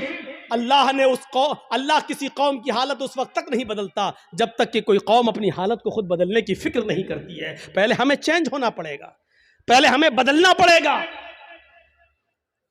पहले जमाने की औरतें अगर अपने बच्चों को बद्दुआ भी देती थी तो उसमें भी दुआ निकलती थी। बच्चा शरारत कर रहा है, कभी ये कभी वो उठाया फेंक दिया, कभी माँ परेशान, हाय हाय हाय माँ परेशान, और माँ ने गुस्से में अपने अंदाज में बद्दुआ दी। लेकिन आप इसको बद्दुआ नहीं कह सकते हो। जब देखा कि बच्चा बहुत शरारत कर रहा है तो बद्दुआ देते हुए कहा अल्लाह तुझे काबे का इमाम बना दे। गुस्से में बद्दुआ भी दी तो उसमें भी दुआ छलक रही थी। यानी उस जमाने की औरतों को गुस्से में भी ऐसी बद्दुआएं नहीं मालूम थी कि जो बच्चों की जिंदगी तबाह कर दे। हमारी माओ की जबान से क्या निकलता, कुत्ते मर जाओ, परेशान करके रख दिया। अब कुत्ता कहती जा रही है, अब ये नहीं सोच रही कि कुत्ते की अम्मा कौन हुई, लेकिन कह रही कुत्ते मर जाओ, और पता नहीं क्या क्या वो कह देती है। एक बच्चा शरारत कर रहा है और जब तंग आ गई मां तो गुस्से में रोते हुए कहती चल अल्लाह करे तुझे काबे का इमाम बना दे। और पता नहीं कौन सी घड़ी में ये दुआ निकली और अर्श वाले ने इसको कबूल फरमाई और वो बच्चा फिर काबे का इमाम बनकर निकला। और ऐसा इमाम बना कि आज जिसको आज सुदैस के नाम से याद किया जाता है, कारी सुदैस, ये काबे के जो इमाम आज भी मौजूद हैं, ये उसी माँ की दुआ का नतीजा है जो उसने गुस्से में दी थी और अल्लाह ने उस बच्चे को काबे का इमाम बनाया जो आज भी काबे का इमाम है। जरूर उस माँ ने अपनी हलक के नीचे कभी हराम लुकमा नहीं उतारा होगा। अगर हराम लुकमा खाया होता तो ये दुआ कबूल ना होती। जरूर उस माँ की रगों में हलाल खून दौड़ रहा था और हलाल खून दौड़ने की दुआ का नतीजा था कि वो बच्चा काबे का इमाम बना।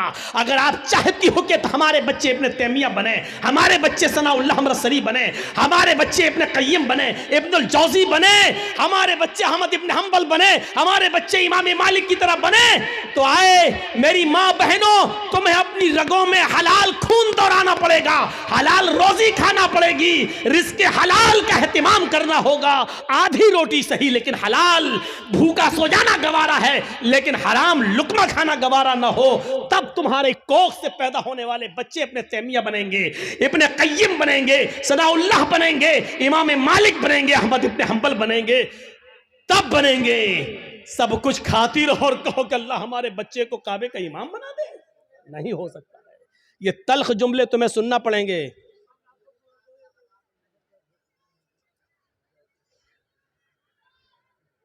सुनना पड़ेंगे तल्ख जुमले। तसव्वुर करो क्या था वो जज्बा। सुमैया शर्मगाह में नेजा दाखिल, हाथ पीछे से बंधे, और फिर भी इस हालत में क्या दुआ कर रही है।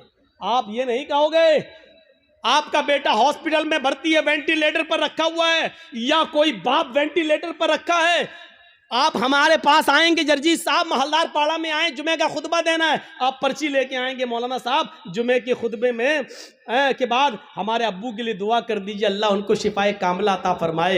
ऐसे मौके पर भी आपको इस दुआ की फिक्र होगी कि हमारे अब्बू के लिए दुआ कर दो कि अल्लाह उनको शिफा दे, लेकिन इस मौके पर दुआ ये नहीं होगी कि अल्लाह रब्बुल आलमीन से ये दुआ कीजिए कि मेरे बाप का खातिमा ईमान पर हो, वो इस दुनिया से जाए तो गुनाहों से पाक साफ जाए, अल्लाह मेरे बाप को गुनाहों से तौबा करने की तौफीक अता फरमा। ये दुआ आप नहीं करवाएंगे मस्जिद के इमाम से और जर्जी साहब से, आप दुआ ये करवाएंगे कि कहो अल्लाह ताला उनको शिफाए कामिला और आजिला अता फरमाए। मैं ये नहीं कह रहा हूं कि ये दुआ करना गलत है, जायज है, लेकिन सुनो हजरत सुमैया ने उस मौके पर ये नहीं कहा अल्लाह मेरी हिफाजत फरमा, अल्लाह इसने नेजा मारा है तू मुझे शिफा दे, अल्लाह मेरी शर्मगाह में जो जख्म हो गया है उसको ठीक कर दे। उसने ये दुआ नहीं की, उसने दुआ ये की या रब्बी सब्बित कदमैया अला दीनिक, अल्लाह अपने दीन पर, अल्लाह ईमान पर मेरे कदम को साबित रख दे, अल्लाह ऐसा ना हो कि इसकी तकलीफें मुझसे मेरा ईमान छीन ले। ये क्या चीज थी? ये ईमान था, ये ईमान था। ये कौन सा जज्बा था?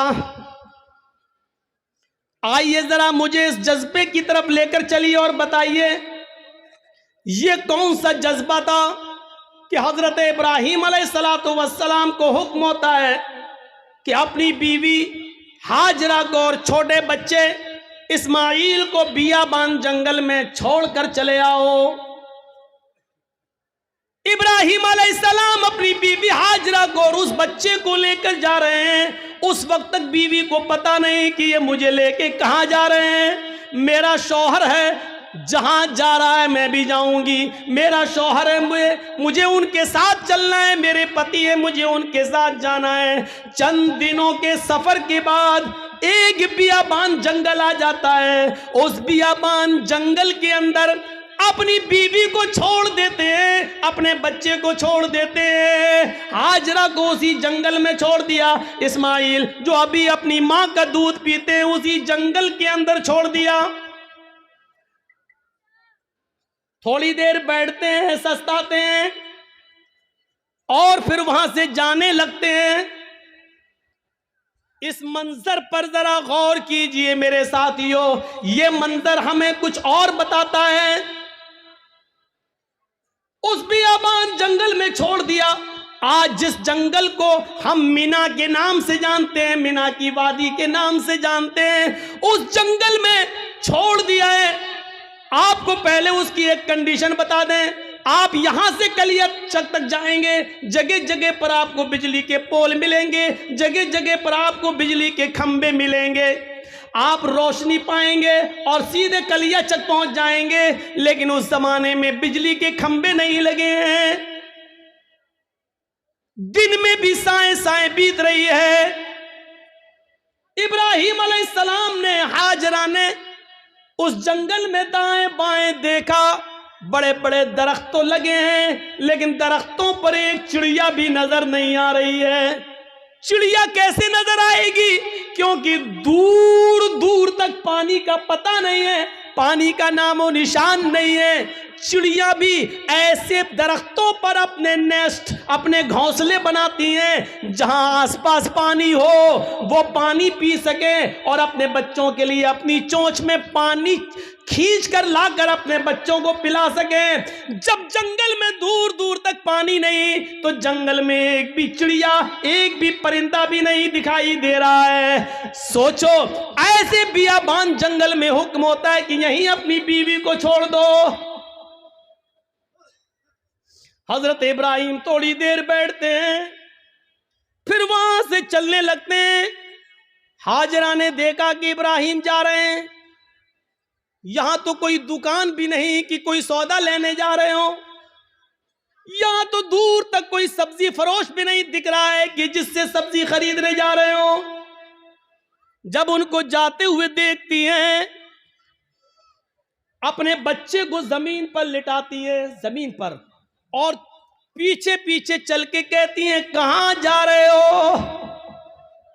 इब्राहिम अलैहिस्सलाम ने इस जुमले का जवाब नहीं दिया, कहां जा रहे हो कुछ नहीं बोला, सीधे और आगे बढ़ते हैं। बीवी ने कहा रे मैं पूछ रही हूं कहां जा रहे हो। इब्राहिम अलैहिस्सलाम ने अभी भी जवाब नहीं दिया। इब्राहिम अलैहिस्सलाम सीधे चले चले जा रहे हैं, पीछे मुड़कर देखने का नाम नहीं लेते, न बीवी को देख रहे हैं न बच्चे को देख रहे हैं, चले चले जा रहे हैं।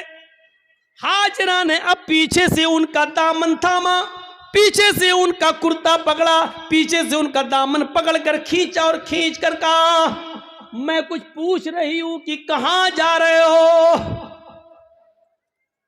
हजरत इब्राहिम अलैहिस्सलाम ने ऐसे अपनी बीवी का हाथ पकड़ा और उसको यूं पकड़ के झटक दिया और आगे बढ़ने लगे। तब बीवी चीख कर कहती है आए इब्राहिम कुछ तो बोलो, क्या मैंने आपकी बीवी होकर आपकी कोई नाफरमानी की है? हक के रिफाकत को अदा करने में मुझसे कोई गुस्ताखी हुई है? मियां बीवी के जो हुकूक होते हैं उसमें कोई हमसे कमी हुई है? खिदमत में कोई कमी हुई है? आपकी सेवा में कुछ कमी हुई है? मुझसे कोई लग़्ज़िश हुई है जो इस बियाबान जंगल में मुझे और इस बच्चे को अकेले छोड़ के जा रहे हो? इब्राहिम अलैहिस्सलातु वस्सलाम की आंखों में आंसू आ गए, लेकिन आंसुओं को जमीन पर नहीं गिरने दिया। आंखें चढ़ा ली, नजरें आसमान पे डाली और आंखों से गिरने वाले आंसुओं को आंखों ही में पी गए, उसका एक कतरा भी जमीन पर नहीं गिरने दिया। फिर इसका भी जवाब नहीं दिया, आगे बढ़ते गए। जब इसका भी जवाब नहीं मिला तो हाजरा एक जुमला कहती हैं ऐ इब्राहिम जा रहे हो तो जाओ, लेकिन ये बताओ कि कब आओगे। इब्राहिम अलैहिस्सलाम के पास इस बात का भी जवाब नहीं, कुछ नहीं बोल रहे हैं। आगे बढ़ते चले जा रहे हैं, खुशी खुशी लाए, अच्छी बातें करते हुए लाए, बीवी से प्यार भरी बातें करते हुए लाए, लेकिन जब जंगल में छोड़ा तो ऐसे पीठ फेर ली जैसे ये मेरी बीवी ही ना हो। जो पूछ रही है उसका भी जवाब नहीं, बीवी के सवाल भी गलत नहीं है, सही कह रही है कि मुझे अकेले इस बच्चे को अकेले छोड़ के जा रहे हो और वो भी इस बियाबान जंगल में, लेकिन जवाब नहीं है। आगे और बढ़ते हैं तो लास्ट में बीवी कहती है हाजरा हाय इब्राहिम जब तुम जवाब ही नहीं दे रहे हो, ये भी नहीं मालूम कि कब आओगे, शाम तक आओगे, कल आओगे, 2 दिन बाद आओगे, 1 हफ्ते के बाद आओगे, 1 महीने के बाद आओगे, 1 साल के बाद आओगे, या आओगे ही नहीं। किसी भी सवाल का जवाब जब तुम्हारे पास नहीं है तो मैं इसको क्या समझूं? इसका भी जवाब नहीं। कहती हैं आ इब्राहिम मैं आपकी बीवी हूं, मैं आपकी अमानत हूं, पता नहीं आप कब आए, अपनी इस अमानत को किसके हवाले करके जा रहे हैं ये तो बता दो।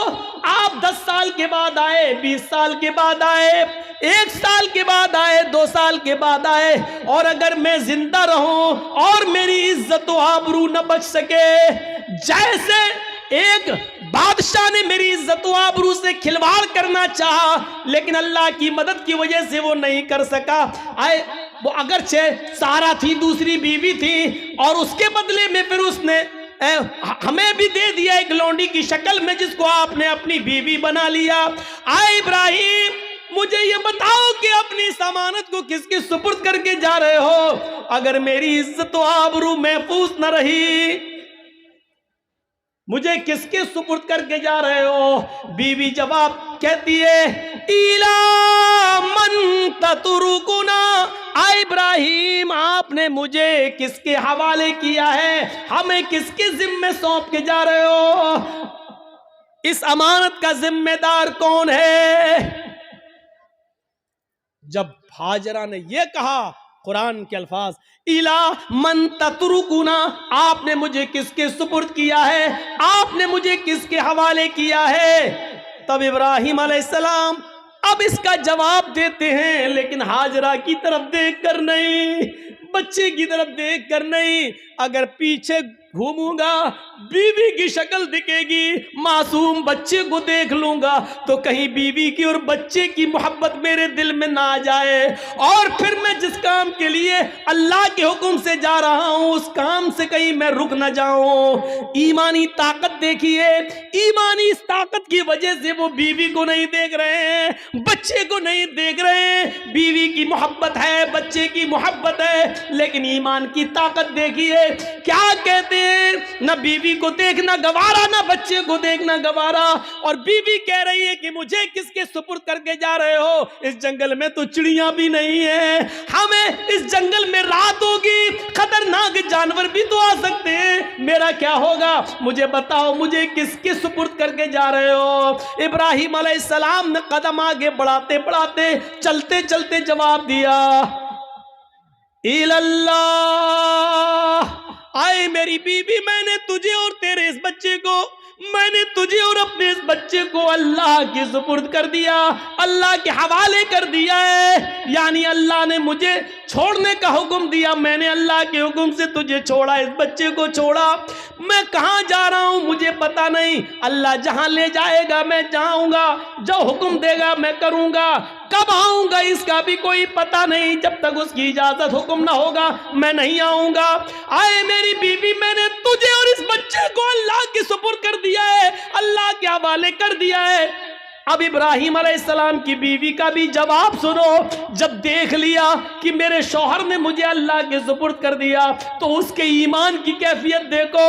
अब हाजरा के अंदर भी अल्लाह का नाम सुनकर जो ईमान पैदा हुआ, जो ईमानी ताकत आई, अब उस जंगल के खतरों से नहीं डर रही है, उस बियाबान जंगल से नहीं डर रही है, उस जंगल के अंदर रात में कितने खतरनाक जानवर आएंगे उनसे नहीं डर रही है। इब्राहिम से कहती है, जब आपने मुझे अल्लाह के सुपुर्द कर दिया, अल्लाह के हवाले कर दिया, जाइए, अब आपको रुकने की जरूरत नहीं है। इज़न ला युज़िउदल्लाहु अबदा, आ इब्राहिम मेरी तरफ से और बच्चे की तरफ से बेफिक्र हो जाइए, चिंता मत करिए, घबराइए नहीं, अल्लाह हमको ज़ाये नहीं करेगा, अल्लाह हमको बर्बाद नहीं करेगा, अल्लाह हमारा नुकसान नहीं करेगा, क्योंकि आपने मुझे अल्लाह के हवाले कर दिया है, अल्लाह के सुपुर्द कर दिया है। ये होती है ईमान की ताकत जो आज हमारे अंदर नहीं है। ये ईमान जब हमारे अंदर नहीं है तो जिल्लत तो आएगी, रुसवाई तो आएगी। अल्लाह ने इसी ईमान के बारे में कहा था, वला तहनु वला तहज़नु व अंतुमुल अअलौना इन कुंतुम मोमिनीन। हम इज्जत देंगे, बुलंदी देंगे, लेकिन ईमान पहले पैदा करो अपने अंदर, मोमिन बनकर दिखाओ। हाजरा ने मोमिना बनकर दिखाया, इब्राहिम ने मोमिन बनकर दिखाया, तो अल्लाह की मदद भी आई और बुलंदी भी मिली। अब देखो अल्लाह की मदद कैसे आती है, जब ईमान इनके अंदर पैदा हो गया। इब्राहिम ने अपने ईमान का हक अदा किया, हाजरा ने भी ईमान का हक अदा किया। अभी तक पीछे पीछे दौड़ रही थी कि बताओ मेरा क्या होगा। लास्ट में कहती है कि मुझे किसके सुपुर्द करके जा रहे हो, जवाब मिला अल्लाह के। फिर हट जाती है और कहती अब जाओ, हमारे और बच्चे की तरफ से बेफिक्र हो जाना, अल्लाह ने जो हुक्म दिया उसको करिए, अल्लाह हमें जाये नहीं करेगा, अल्लाह हमें बर्बाद नहीं करेगा। वो उस बियाबान जंगल में रुक जाती है, उसी जंगल में रहने लगती है। गौर करो कि उस जंगल में 2 या 3 दिन के लिए ही पानी था, 2 या 3 दिन के लिए सत्तू था, इसके अलावा हाजरा के पास कुछ नहीं था। सत्तू खत्म हो जाते हैं, पानी खत्म हो जाता है, कोई काफिला भी वहां से गुजरता नहीं है। क्यों कोई काफिला गुजरेगा, कोई बस्ती भी आबाद नहीं है, दूर दूर तक पानी का पता नहीं है। मैं माँ हूं, 2-4 दिन भूखी प्यासी रह सकती हूँ, लेकिन ये मासूम बच्चा है जो मेरा दूध पीता है, जब मुझे कुछ मिलेगा नहीं तो दूध बनेगा कैसे। मैं खाऊंगी तो दूध बनेगा, जब दूध बनेगा तो बच्चा पिएगा। मैं मैं प्यासी हूं, 2-4 दिन रह सकती हूं, लेकिन बच्चे को प्यासा कैसे रखा जा सके? गौर करो, तमाम शक्को शुबहात उस औरत के दिल में है, लेकिन अल्लाह पर भरोसा है, ईमान है अल्लाह की जात पर। अपने बच्चे को लिटाती है, कहती है चलो कोशिश करके देखती हूं पानी मिल जाए। दाएं देखा, बाएं देखा, उसको कुछ नजर नहीं आ रहा था। सामने एक पहाड़ी नजर आई, उस पहाड़ी के ऊपर चढ़ जाती है, अपने बच्चे को जमीन पर छोड़ती है, उस पहाड़ी के करीब जाती है। उस पहाड़ी का नाम है सफा। उस पहाड़ी पे चढ़कर, ऊंचाई पे चढ़कर नीचे की तरफ देखती है। हम तो मस्जिद की छतों पे चढ़ के चांद को ऊपर की तरफ देखते हैं, ईद का, बकरीद का चांद। वो ऊंचाई पे चढ़कर नीचे की तरफ देखती है, शायद इस पहाड़ी के नीचे कोई बस्ती रहती हो, कोई गांव हो, कोई अल्लाह के बंदे रहते हो, और मैं उनसे थोड़ा सा पानी मांग लूं बच्चे को पिलाने के लिए। वो जिस उम्मीद के साथ गई, उसकी उम्मीद पूरी नहीं हुई। पहाड़ी पे चढ़ के नीचे देखती है, लेकिन वहां कोई बस्ती नहीं है, कोई आबादी नहीं है, कोई गांव नहीं है।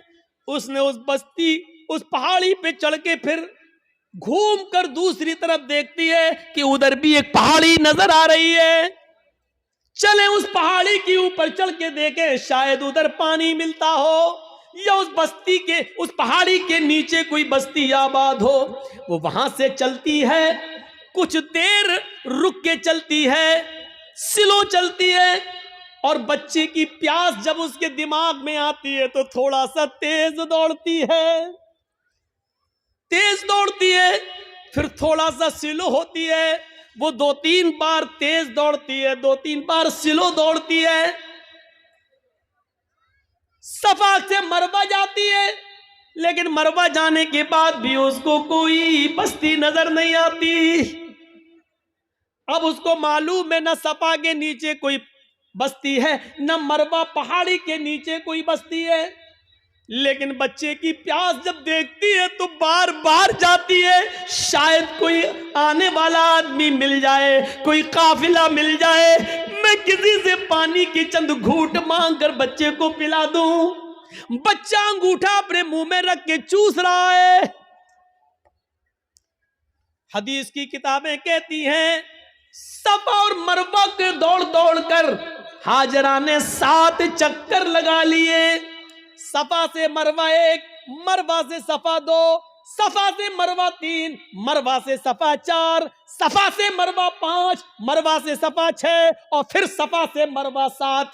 फिर मरवा से सफा पर नहीं आई, 7 चक्कर लगाकर ना उम्मीद हो गई कि अब पानी नहीं मिलेगा, तो अपने बच्चे के पास आकर बैठ गई, नजरें आसमान पे डाली। इलाहुल आलमीन, तुझे मालूम है, तू सब कुछ जानता है, तेरी साथ से कोई चीज छिपी हुई नहीं है। 3 दिन पहले जब मेरा हस्बैंड, मेरा शौहर जा रहा था, मैंने उससे पूछा मुझे और इस बच्चे को किसके हवाले करके जा रहे हो? उसने कहा इल्लल्लाह, अल्लाह के हवाले।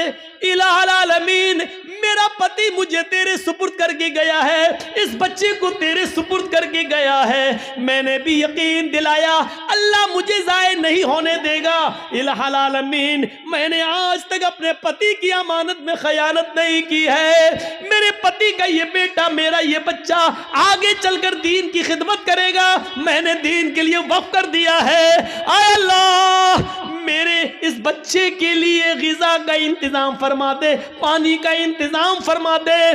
दिल से जो आह निकलती है वो असर रखती है, पर नहीं ताकत परवाज मगर रखती है। ऊपर से अल्लाह रब्बुल आलमीन ने जिब्रील को हुक्म दिया, आए जिब्रील क्या देख रहे हो? मेरी बंदी मुझे पुकार रही है और मेरा बंदा इब्राहिम इन दोनों को, इस्माइल और हाजरा को मेरे सुपुर्द करके गया है। अगर मेरे सुपुर्द करने के बाद भी ये दोनों भूखे और प्यासे मर गए तो फिर दुनिया से विश्वास उठ जाएगा, फिर ईमान किसके अंदर पैदा होगा? आए जिब्रील, जाओ, जिस जगह इस्माइल एड़ियां रगड़ रहे हैं उसी जगह पर तुम अपना पर मारो और फिर मेरी कुदरत का करिश्मा देखो। जिब्राइल आए और उसी जगह पर मारा और पानी का चश्मा उसी जगह फूट गया। इब्राहिम इस हाजरा ने देखा कि पानी का चश्मा निकल गया तो वो रोकने लगी, पानी है वो बह रहा है, वो रोक रही हैं, इधर ना चला जाए उधर ना चला जाए। वो समझ रही थी शायद अभी ये थोड़ी देर के लिए बंद हो जाएगा, तो समेट रही हैं और जज्बात में कह रही, पानी तो बहता जा रहा है, वो ऐसे लेती चुल्लू ऐसे रोक रही हैं और कहती जम जम, अबरानी जबान का लफ्ज जम जम, अरे कहां जा रहा, रुक रुक रुक, जम जम, जम जम का मतलब रुक रुक ठहर जा।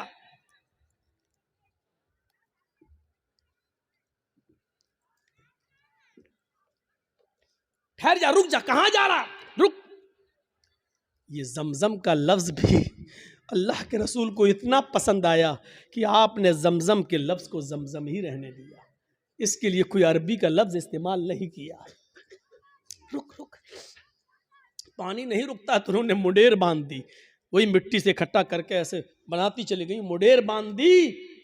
अल्लाह के नबी ने एक बार खुतबा दिया था और कहा था अल्लाह हाजरा पर रहम फरमाए, अगर हाजरा ने मुडेर न बांधी होती तो अल्लाह उस पानी को पूरी दुनिया में फैला देता।